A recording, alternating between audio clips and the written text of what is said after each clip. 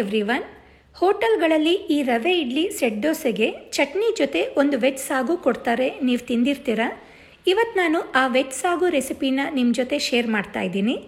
Veg ಕುರ್ಮಾಗೆ ಹೋಲಿಸಿದ್ರೆ ಈ veg ಸಾಗು ತುಂಬ ಮೈಲ್ಡ್ ಆಗಿರುತ್ತೆ, ಆದರೂ ಟೇಸ್ಟ್ ತುಂಬಾ ಡಿಫ್ರೆಂಟಾಗಿ ತುಂಬಾ ಟೇಸ್ಟಿಯಾಗೂ ಇರುತ್ತೆ.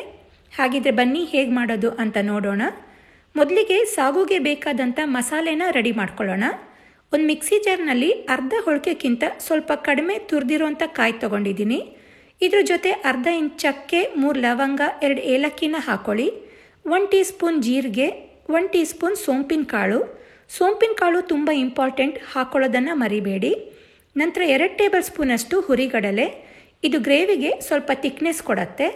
ನಂತರ ಖಾರಕ್ಕೆ ಎಷ್ಟು ಬೇಕು ಅಷ್ಟು ಹಸಿಮೆಣಸು, ಸ್ವಲ್ಪನೇ ಪುದೀನ ಸೊಪ್ಪು ಮತ್ತು ಸ್ವಲ್ಪ ಕೊತ್ತಂಬರಿ ಸೊಪ್ಪು. ಇದ್ರ ಜೊತೆ ಸ್ವಲ್ಪ ಕರಿಬೇವು, ಇದು ಡಿಫ್ರೆಂಟ್ ಫ್ಲೇವರ್ ಕೊಡುತ್ತೆ. ಕೊನೆಯದಾಗಿ 1/4 ಟೀ ಸ್ಪೂನ್ ಅರಿಶಿಣ ಹಾಕಿ ಇದಕ್ಕೆ ಸ್ವಲ್ಪ ನೀರು ಸೇರಿಸಿ ಫುಲ್ ನೈಸಾಗಿ ಗ್ರೈಂಡ್ ಮಾಡಿ ಎತ್ತಿಟ್ಕೊಳ್ಳಿ. ಈಗ ಒಗ್ಗರಣೆಗೆ ಒಂದು ಕುಕ್ಕರ್ನಲ್ಲಿ 3ರಿಂದ 4 ಟೇಬಲ್ ಸ್ಪೂನಷ್ಟು ಎಣ್ಣೆ ಕಾಯಿಸ್ಕೊಂಡು ಇದಕ್ಕೆ ಅರ್ಧ ಟೀ ಸ್ಪೂನ್ ಸಾಸಿವೆ, ಅರ್ಧ ಟೀ ಸ್ಪೂನ್ ಜೀರಿಗೆ, ಒಂದು ದೊಡ್ಡ ಸೈಜಿಂದು ಹೆಚ್ಕೊಂಡಿರೋ ಈರುಳ್ಳಿನ ಹಾಕಿ ಈರುಳ್ಳಿನೆಲ್ಲ ಚೆನ್ನಾಗಿ ಬಾಡಿಸ್ಕೋಬೇಕು. ನಂತರ ಇದಕ್ಕೆ ದೊಡ್ಡ ಸೈಜಿಂದು ಒಂದು ಹೆಚ್ಕೊಂಡಿರೋ ಟೊಮ್ಯಾಟೊನ ಹಾಕಿ ಟೊಮ್ಯಾಟೊನೂ ಕೂಡ ಫುಲ್ ಸಾಫ್ಟ್ ಆಗೋ ತನಕ ಫ್ರೈ ಮಾಡ್ಕೊಳ್ಳಿ. ನಂತರ ಇದಕ್ಕೆ ಒಂದೊಂದಾಗಿ ಎಲ್ಲ ತರಕಾರಿಗಳನ್ನು ಹಾಕ್ಕೊಳ್ತಾ ಬರೋಣ. ಇಲ್ಲಿ ನಾನು ರಾತ್ರಿ ನೆನೆಸಿಟ್ಟ ಒಣ ಬಟಾಣಿನ ಹಾಕ್ಕೊಳ್ತಾ ಇದ್ದೀನಿ. ನೀವು ಹಸಿ ಬಟಾಣಿ ಇದ್ದರೆ ಅದನ್ನೇ ಹಾಕ್ಕೊಳ್ಬೋದು. ಚಿಕ್ಕದಾಗಿ ಹೆಚ್ಕೊಂಡ 1 ಕಪ್ಪಷ್ಟು ಕ್ಯಾರೆಟ್, 1 ಕಪ್ಪಷ್ಟು ಹೆಚ್ಕೊಂಡಿರೋ ಬೀನ್ಸ್, 1 ಕಪ್ಪಷ್ಟು ಆಲೂಗೆಡ್ಡೆ, ಎಲ್ಲದನ್ನು 1 ಕಪ್ಪಷ್ಟು ತೊಗೊಂಡಿದ್ದೀನಿ. ಈಗ ಈ ಎಲ್ಲ ತರಕಾರಿನ ನೀರು ಹಾಕ್ಕೊಳ್ದೇನೆ ಈ ಒಗ್ಗರಣೆಯಲ್ಲೇ ಒಂದು 2 ನಿಮಿಷ ಫ್ರೈ ಮಾಡ್ಕೋಬೇಕು. ಆವಾಗಲೇ ಈ ತರಕಾರಿಗಳಿಗೆ ಒಂದು ರೀತಿ ಶೈನಿಂಗ್ ಬರೋದು. ನೀರು ಹಾಕಿಬಿಟ್ರೆ ಈ ಶೈನಿಂಗ್ ಇರೋದಿಲ್ಲ. ಈಗ ಈ ತರಕಾರಿ ಎಲ್ಲ ಚೆನ್ನಾಗಿ ಫ್ರೈ ಆಗಿದೆ.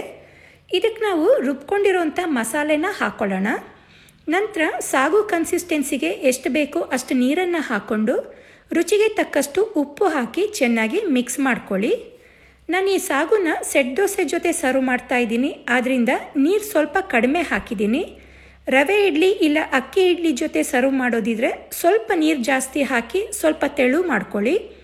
ಈಗಿದು ಮಿಕ್ಸ್ ಮಾಡ್ಕೊಂಡ್ಮೇಲೆ ಲಿಡ್ ಕ್ಲೋಸ್ ಮಾಡಿ 1 ವಿಷಲ್ ಕೂಗಿಸ್ಕೊಳ್ಳಿ. ಕುಕ್ಕರ್ದು ಪ್ರೆಷರೆಲ್ಲ ಹೋಗಿದೆ. ಕೊನೆಯದಾಗಿ ಹೆಚ್ಕೊಂಡಿರೋ ಕೊತ್ತಂಬರಿ ಸೊಪ್ಪು ಹಾಕಿ ಚೆನ್ನಾಗಿ ಮಿಕ್ಸ್ ಮಾಡ್ಕೊಳ್ಳಿ. ಕಲರ್ ನೋಡಿ ಎಷ್ಟು ಚೆನ್ನಾಗಿ ಬಂದಿದೆ ಅಂತ. ಬರೀ ರವೆ ಇಡ್ಲಿ ಸೆಟ್ ದೋಸೆಗೇ ಅಲ್ಲ, ಪೂರಿ ಗೀ ರೈಸ್ಗೂ ತುಂಬಾ ರುಚಿಯಾಗಿರುತ್ತೆ. ಈಗ ಈ ವೆಜ್ ಸಾಗು ರೆಡಿಯಾಗಿದೆ. ತುಂಬಾ ರುಚಿಯಾಗಿರುತ್ತೆ. ತುಂಬ ಸಿಂಪಲ್ ರೆಸಿಪಿ ಇದು. ನೀವು ಮನೇಲಿ ಟ್ರೈ ಮಾಡಿ ಹೇಗೆ ಬಂತು ಅಂತ ಕಮೆಂಟ್ ಮಾಡಿ ತಿಳಿಸಿ.